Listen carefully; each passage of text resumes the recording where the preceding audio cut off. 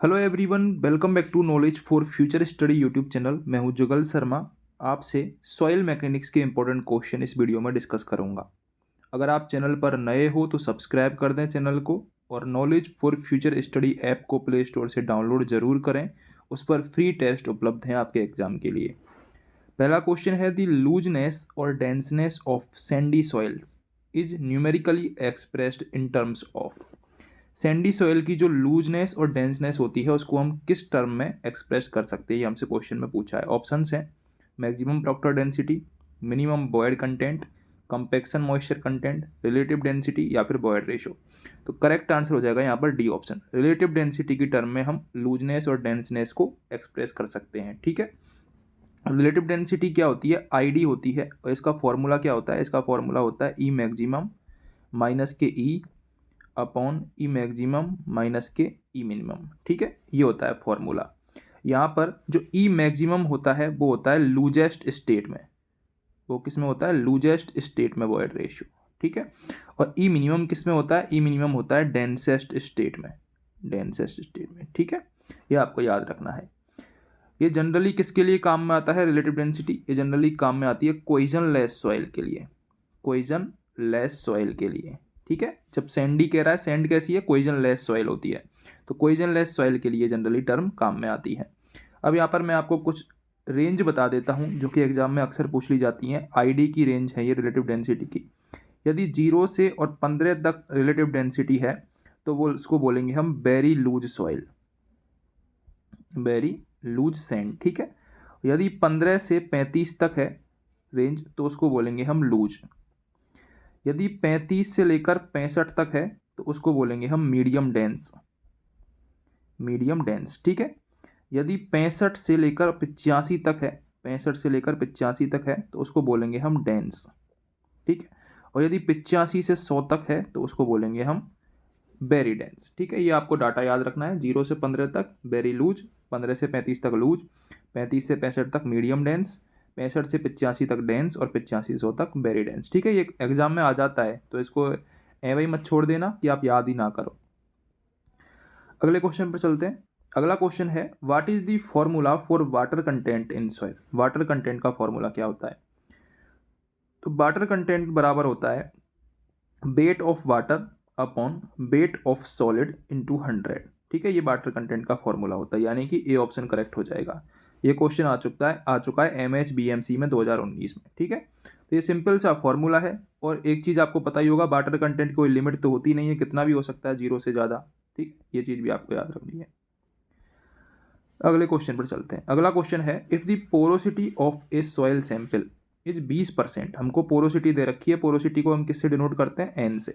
और हमसे पूछा का है बॉयड रेशो। बॉयड रेशो होता है ई होता है volume of void upon volume of solid, और पोरोसिटी होती है volume of void upon total volume. ठीक है, तो एन दे रखा है हमको, ई पूछा है। ई बराबर होता है एन अपॉन 1 माइनस एन, और यदि पोरोसिटी बॉयड रेशो दे रखा होता है और पोरोसिटी पूछता तो ई अपॉन 1 प्लस ई। दोनों फॉर्मूले आपको याद रखने हैं। ठीक है, यहाँ पर हमको पोरोसिटी दे रखी है 0.20 अपॉन 1 माइनस के 0.20, यानी कि 0.20 अपॉन 0.80। ठीक है, तो कितना आ जाएगा यहाँ से? यहाँ से हमारे पास आ जाएगा वैल्यू 0.25, यानी कि डी ऑप्शन करेक्ट हो जाएगा। ठीक है, तो ये फॉर्मूला आपको सिंपल से याद रखना है, बॉयड रेशियो बराबर एन अपॉन 1 माइनस एन। अगले क्वेश्चन पर चलते हैं। अगला क्वेश्चन है, what is the ratio of volume of air voids to the total volume of voids. ठीक है, हमसे पूछा है वॉल्यूम ऑफ एयर बॉयड्स का रेशियो पूछा है टोटल वॉल्यूम ऑफ बॉयड्स से। इसको क्या बोलते हैं? तो इसको बोला जाता है एयर कंटेंट, AC। ठीक है, यानी कि बी ऑप्शन हमारा करेक्ट हो जाएगा। इसको क्या बोलते हैं? AC बोलते हैं, volume of air to volume of voids. आपको एक फॉर्मूला याद होना चाहिए, NA इजिकल टू होता है NAC। ठीक है, ये Na क्या होता है? ये होता है volume of air void to the total volume into 100। ठीक है, और ये पोरोसिटी क्या होती है? Volume of void upon total volume into 100। ठीक है, तो ये आपको फॉर्मूला याद रखना है। ये क्या होता है? Na क्या होता है? परसेंटेज एयर बॉयड क्या होता है? Volume of air void to the total volume, मतलब टोटल वॉल्यूम में कितने एयर बॉयड प्रेजेंट है। और एयर कंटेंट क्या होता है? Volume of air void to the total volume of void. ठीक है, डिफरेंस है, थोड़ा सा कंफ्यूजिंग है, लेकिन आपको ये याद रखना है। ठीक है, अगले क्वेश्चन पर चलते हैं। ह्यूमिडिटी रेफर्स टू, ह्यूमिडिटी किसको बोलते हैं? आर्द्रता को। ठीक है, तो ह्यूमिडिटी किसको रेफर करती है? Water vapour in the air, ये water vapour in the air को रेफर करती है। ठीक है, यानी कि कितना वाटर वेपर हमारा एयर में प्रेजेंट है, एटमॉस्फेयर में प्रेजेंट है, उसको ह्यूमिडिटी कहते हैं। ह्यूमिडिटी से हम पता कर सकते हैं कि एयर कैसी है, ड्राई है या फिर मॉइस्चर वाली है, डैम्प है, ये हम ह्यूमिडिटी से पता कर सकते हैं। दो टाइप की होती है, एक तो होती है एब्सोल्यूट ह्यूमिडिटी, एब्सोल्यूट ह्यूमिडिटी इसको मेजर करते हैं हम परसेंट में, और दूसरी होती है रिलेटिव ह्यूमिडिटी, रिलेटिव ह्यूमिडिटी इसको हम किस में मेजर करते हैं? किलोग्राम पर मीटर क्यूब में मेजर करते हैं। दोनों आपको याद रखनी है। ठीक है, अगले क्वेश्चन पर चलते हैं। अगला क्वेश्चन है the unit weight of soil eight zero air words depends on, zero air word हों तो यूनिट वेट ऑफ सॉइल हमको किस पर डिपेंड करती है, ये हमको बताना है। स्पेसिफिक ग्रेविटी पर, बिल्कुल सही बात है। यूनिट वेट ऑफ वाटर पर, ये भी सही बात है। वाटर कंटेंट पर, ये भी सही बात है। और कैसे निकलती है यूनिट वेट? यूनिट वेट होता है गामा डब्लू इंटू जी अपॉन 1+W इंटू जी। ठीक है, ये होता है यूनिट वेट। तो किस पर डिपेंड करता है? स्पेसिफिक ग्रेविटी पर भी, unit weight of water content पर भी, और वाटर कंटेंट पर, तीनों चीज़ों पर डिपेंड करता है। ठीक है, ये हमको याद रखना है। जीरो एयर बोर्ड का मतलब क्या है? यहाँ पर सैचुरेशन हो रहा है, सैचुरेशन लाइन बोलते हैं जीरो एयर बोर्ड को। ठीक है, सैचुरेशन लाइन यानी कि फुली सैचुरेटेड कंडीशन है इसमें। अगले क्वेश्चन पर चलते हैं। There will be constant volume of a soil sample with further decrease in water content as, हमसे क्या बोला है कि यदि हम वाटर कंटेंट को और डिक्रीज करते हैं तो एक कांस्टेंट वॉल्यूम आ जाता है, उसको क्या बोलते हैं? या आपने अगर श्रिंकेज लिमिट के बारे में पढ़ा होगा ना, तो श्रिंकेज लिमिट की डेफिनेशन है, ये जो क्वेश्चन है श्रिंकेज लिमिट की डेफिनेशन है। श्रिंकेज लिमिट क्या होती है?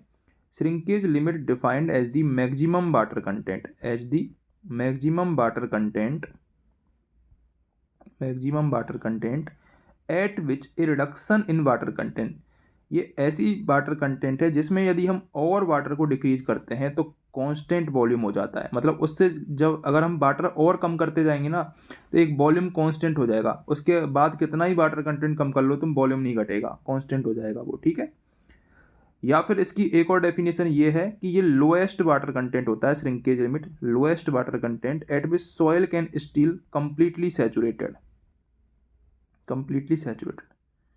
ठीक है, ये आपको याद रखना है। अगले क्वेश्चन पर चलते हैं। अगला क्वेश्चन है clay having sensitivity are known as quicksand, इनमें से कौन सी क्विकसैंड है, ये हमसे पूछा है। इंपॉर्टेंट क्वेश्चन है। ठीक है, याद रखना है। ये ग्रेटर देन 16 ये हमारी क्विकसैंड कहलाती है। वैसे मैं और डाटा बता देता हूँ सेंसिटिविटी के बारे में।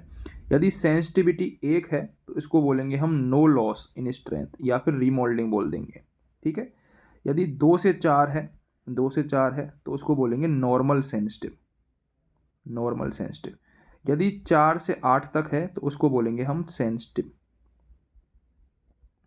ठीक है, यदि 8 से 16 तक है तो उसको बोलेंगे हम एक्स्ट्रा सेंसिटिव, और यदि ग्रेटर देन 16 है तो उसको बोलेंगे हम क्विकसैंड, क्विकसैंड। ठीक है, ये डाटा आपको याद रखना है, पूछे जाता है ये। 1 है तो नो लॉस रिमोल्डिंग बोल सकते हैं, 2 से 4 है तो नॉर्मल सेंसिटिव, 4 से 8 है तो सेंसिटिव, सेंसिटिव वाला ज़्यादा याद रखना है आपको, पूछा जाता है ये।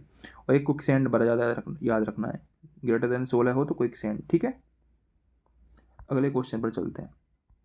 अगला क्वेश्चन है which property of soil is represented by the following figure, इनमें से कौन सी प्रॉपर्टी फॉलोइंग फिगर के द्वारा रिप्रेजेंटेड होती है। ठीक है, तो इसमें क्या हो रहा है, यहाँ पर शियर स्ट्रेंथ और टाइम के बीच में ग्राफ दे रखा है और रीमोल्डिंग दे रखी है। तो थिक्सोट्रॉपी आपने पढ़ी होगी।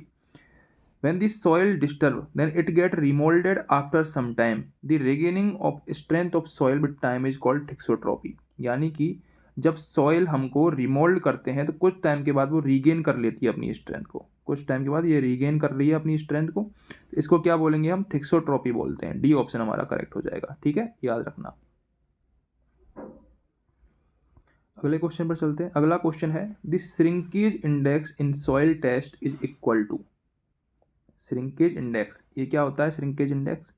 श्रिंकेज इंडेक्स होता है प्लास्टिक लिमिट में से जब हम श्रिंकेज लिमिट घटाते हैं, जब प्लास्टिक लिमिट में से श्रिंकेज लिमिट हम घटाते हैं तो श्रिंकेज इंडेक्स हमारे पास निकल के आता है। और श्रिंकेज लिमिट क्या होती है? श्रिंकेज लिमिट वो लोएस्ट वाटर कंटेंट होता है जिस पर हमारा क्या है, लोएस्ट वाटर कंटेंट होता है जिस पर सॉइल कंप्लीटली सैचुरेटेड होती है, और ऐसा वाटर कंटेंट होता है जिसको यदि हम कम करते हैं तो हमारा वॉल्यूम क्या होता है, कांस्टेंट हो जाता है। वॉल्यूम कांस्टेंट मतलब उससे नीचे कितना ही कम कर लो आप, वॉल्यूम हमारा कांस्टेंट रहेगा, उसको श्रिंकेज लिमिट बोलेंगे। तो श्रिंकेज इंडेक्स क्या हो गया, plastic limit minus shrinkage limit, ठीक है। तो ये आपको सी ऑप्शन करेक्ट हो जाएगा। अगर आप चैनल पर नए हो तो सब्सक्राइब करके सपोर्ट जरूर करें। Knowledge for future study app को प्ले स्टोर से डाउनलोड जरूर करें।